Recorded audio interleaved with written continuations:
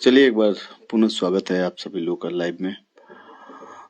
जैसा कि हमने टाइटल दे रखा कि भगवत गीता जो है, कुरान, बाइबल, ये जो चीजें हैं, समझने की चीजें हैं, ये जीवन जीने की कला बताती हैं। ये मेरे समझ से ये कोई चमत्कारी बुक नहीं है, लेकिन अगर सही चीज को सही समय पर अमल लिया जाए तो किसी चमत्कार से कम नहीं है। सबसे पहले हम लोग इसमें आगे बढ़ने के लिए सबसे पहले इस ब्लॉग में आगे बढ़ने के लिए हम एक ओझा सर की वीडियो है, उनकी वीडियो कहना तुम्हारी तो बहुत पहले सुन लीजिए। मैंने कहा तुम गीता किस लिए पढ़ते हो? शुरू से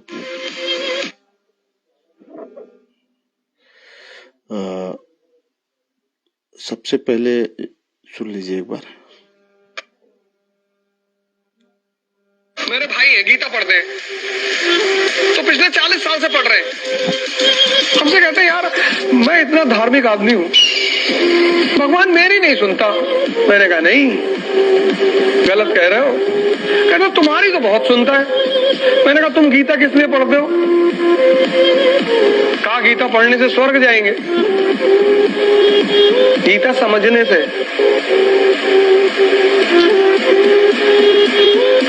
गीता, कुरान, बाइबल ये साइंस फॉर्मूला बताती है how to overcome the senses. Overcome, not to kill, not to suppress. मेरे भाई है गीता पढ़ते हैं तो पिछले 40 साल से पढ़ रहे हैं। हमसे कहते हैं यार मैं इतना धार्मिक आदमी हूँ, भगवान मेरी नहीं सुनता। मैंने कहा नहीं, गलत कह रहे हो। कहना तुम्हारी तो बहुत सुनता है। मैंने कहा तुम गीता किस लिए पढ़ते हो? कहा गीता पढ़ने से स्वर्ग जाएंगे, गीता समझने से।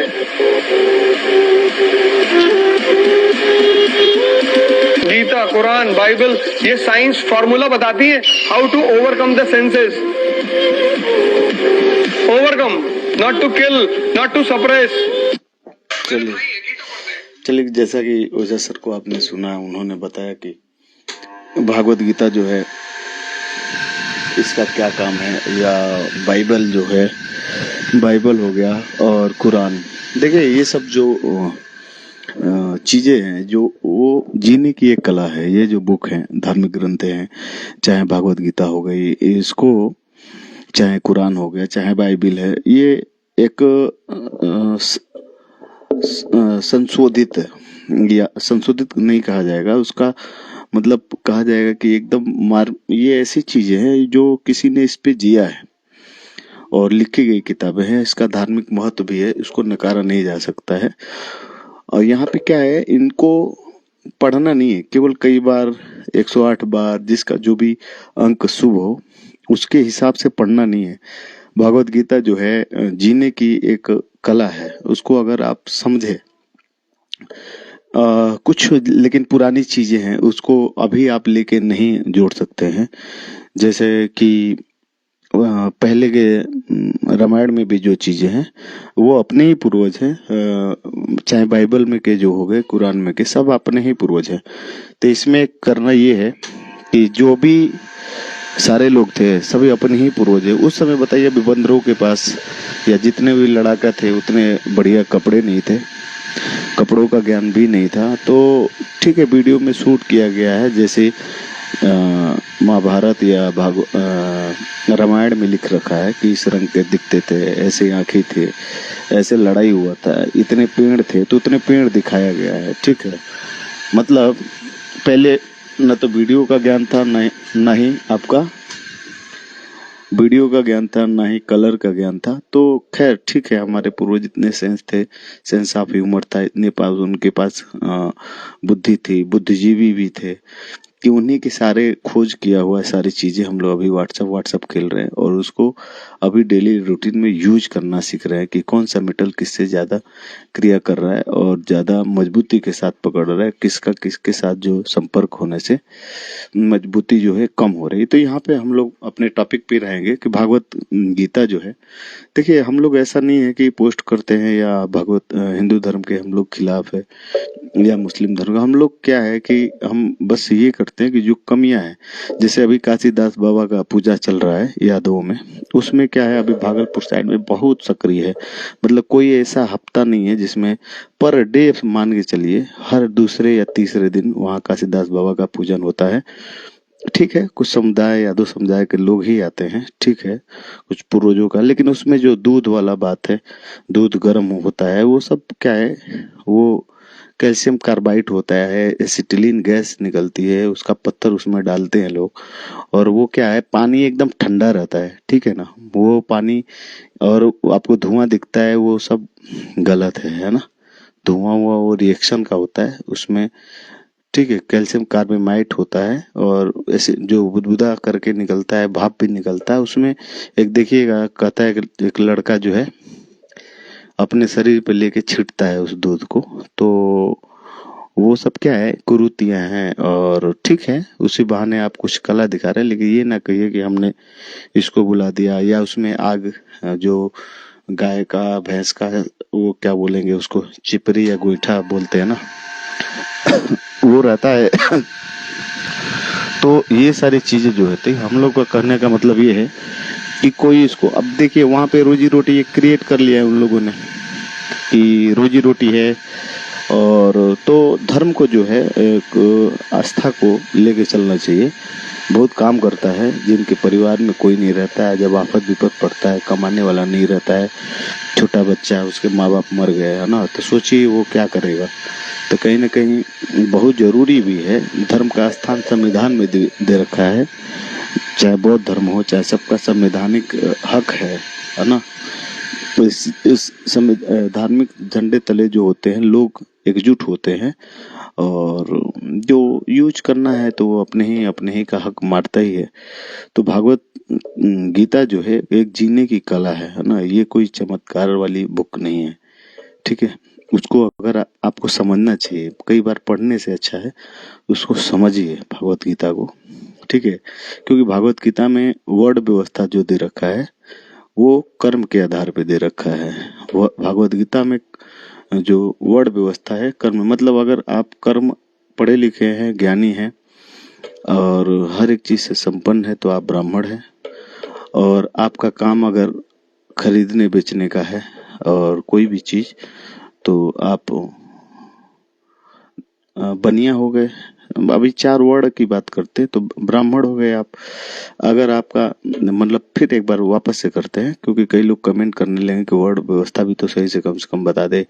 4 वर्ड है, उस 4 वर्ड को भागवत गीता में जो है आपका कर्म के आधार पे बांटा गया है, ना तो रंग के आधार पे, ना तो शारीरिक किसी बनावट के आधार पे। भगवत गीता पहले ही कहती है। तो भागवत गीता जो कहती है कि ब्राह्मण कौन है, तो ब्राह्मण वही है जो ज्ञानी है। देखिए 4 वर्ड कौन कौन है, ब्राह्मण, क्षत्रिय, शूद्र, ब्राह्मण, क्षत्रिय, वैश्य और शूद्र, ठीक है, 4 वर्ग बांटा गया है। तो ये जो 4 वर्ग है, इसमें ब्राह्मण जो है उसका काम भी बांटा गया है, लेकिन कर्म के आधार पे। काम तो बांटा गया है, लेकिन ब्राह्मण कौन है पहले ये जानिए। ब्राह्मण वो है जो ज्ञानी है, जो अपने सबल आदमी जो है, और हर एक काम सामाजिक रूप से देखते हुए करता है, तो इसको बोलते हैं हम लोग ब्राह्मण, ठीक है, भागवत गीता के अनुसार। उसके बाद जो किसी के भी रहने से उसका लिंग विभाजन नहीं, महिला भी हो सकती है, महिला भी हो सकती है। क्षत्रिय महिला अगर माँ है, उसकी वजह से आपकी सुरक्षा हो रही है, या किसी भी चीज से आप सुरक्षा का भाव कर रहे हैं, तो कहेंगे कि वो आप क्षत्रिय हैं, ठीक है, जो युद्ध कौशल में आगे हो जाए, ठीक है। तो ये हो गया क्षत्रिय। तीसरा आता है आपका वैश्य। तो बनिया वही होते हैं जिनका काम होता है, चाहे आप किसी जात का है, किसी, अभी चल रहा है, अभी भगवत गीता वास्तव में चल रहा है।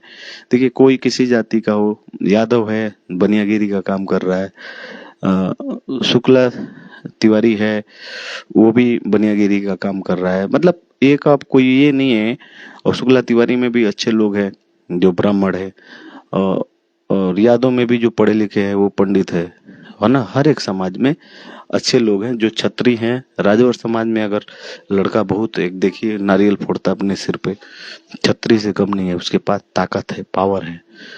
तो और शूद्र क्या होता है, जैसे जिनका काम एकदम खराब होता है मतलब शूद्र उसी को कहते हैं। शूद्र का कोई जात नहीं है, ठीक है। और ये परमानेंट नहीं, अगर वो खुद कहीं से ज्ञान अगर अर्जित करता है तो वो भी ब्राह्मण हो सकता है, शूद्र, ठीक है। शूद्र को बाद में जाके अलग अलग चीजों में शूद्र को ही दलित बोला गया है। तो यादव, राजभर, पासी, पासवान, लोहार, चमार, निषाद, जितने भी समाज के लोग हैं वो क्या है, सब लोग अपने अपने वर्ण के, अपने अपने कर्म के अनुसार अपना अपना वर्ण आसानी से भगवत गीता के अनुसार बदल सकते हैं। वो भगवत गीता के बाद एक बुक, साइड बुक लिखी गई। देखिए, साइड बुकों पे आप हमेशा ध्यान ना दें। साइड बुकों पे जब भी ध्यान देंगे तो आप कहीं ना कहीं जो है आप अपनी दिशा से भटक जाएंगे, ठीक है। तो ये हो गया ब्राह्मण, क्षत्रिय, वैश्य, बनियागिरी। अभी चल रहा है किसी भी समाज का आदमी अगर मान लीजिए, चलिए ठीक है, वो सोनार, देखिए यादव भी, वो भी सोनार का दुकान खोल दे रहा है। वर्मा है, वो भी पुलिस में चला जा रहा है, देश की प्रदेश की सुरक्षा कर रहा है, तो क्षत्रिय हो गया। उसके बाद से आपका आ जाता है कर्म के आधार पे आपका शूद्र हो गया। कोई अगर यादव ही है और दुराचारी या तताई है तो वो शूद्र ही होगा उसको, ठीक है। जैसे रावण का है, कड़ रावण जो था उसका कर्म जैसे जैसे बदलता गया, उसका वर्ण बदलता गया और लास्ट में शूद्र घोषित करके उसको मारा गया। जैसे रावण ज्ञानी हुआ, तो जब ज्ञान को कोई भी किसी समाज को हो और ज्ञान को अगर आप अर्जित करते हैं तो आप पंडित हो जाते हैं, पंडित कहलाते हैं। गुड इवनिंग दीपक शर्मा भाई, कैसे हैं आप? जुड़े हैं उपेंद्र कुमार राजा जी हैं, राजा ये भी जुड़े हैं, आप लोग को बहुत बहुत धन्यवाद। तभी फेसबुक पे जितने लोग हैं लगभग हम सबको जानते हैं। एक सबसे बड़ा एक पॉइंट बता रहे हैं कि हमारे फेसबुक पे जितने लाइक आते, कमेंट आते, उस सबको मैं फेस टू फेस जानता हूँ। कभी कभी होता है कि थोड़ा सा 5,000 या ज्यादा है तो फ्रेंड रिक्वेस्ट हटाओ, तो मुझे समझ में नहीं आता किसको इसमें से हटाएं। हाँ, गुड इवनिंग दीपक भाई। तो यही कह रहे थे, तो रावण जो होता है, रावण जो है उसके पास ज्ञान होता है तो पंडित घोषित होता है।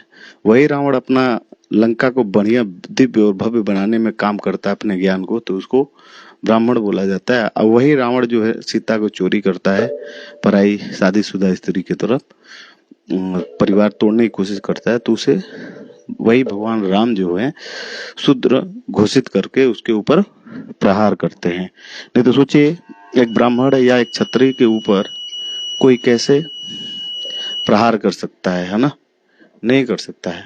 तो लाइट इशू है,